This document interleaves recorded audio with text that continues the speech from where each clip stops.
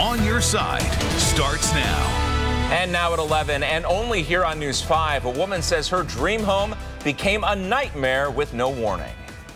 To be able to finally have somewhere where we're going to spend the rest of our lives, I don't feel like that anymore. That mother in Euclid desperate for answers and help after finding out that she bought a rental home with problems so serious that the previous renter stopped paying. Hello, everyone. I'm Mike Brookbank. Thanks for joining us. I'm Tracy Carlos. Instead of fixing the problems, the woman says the landlord just put the house on the market but left something pretty important off the disclosure form. News 5's Kevin Barry spoke with a distraught mother who says she has no place left to turn. Just when Alexus Logan and her family were settling into their first summer in their first home. To hear something like this, it feels like it's like snatched away from you.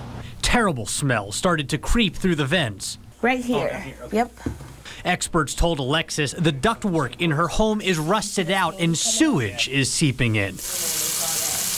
Running the kitchen sink or turning on the air conditioning sends the smell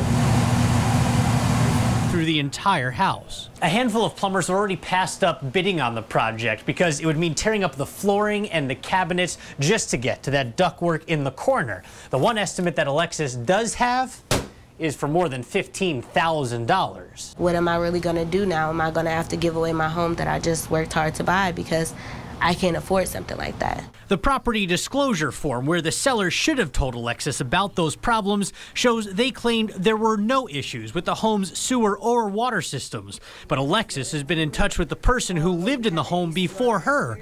That person rented the property from a company called Rex Residential Property Owner. 3 months before she was actually moving, she stopped paying rent. The owner didn't even ask her for the money back because he already had known about the issue. Alexus says this was supposed to be the home she could live in for the next 3 decades with her husband and daughter after years of only living in apartments. It's like a smack in the face. Now, that dream is in doubt. You know, I take pictures of my home and everybody loves my house and says it's so beautiful. I just don't want any company because I don't want anybody to smell that and say, well, your house is cute, but you really stink. In Euclid, I'm Kevin Barry, News 5. Now, News 5 reached out to the last 2 owners of the property to try to see if they knew about these issues. Neither of them could be reached for comment.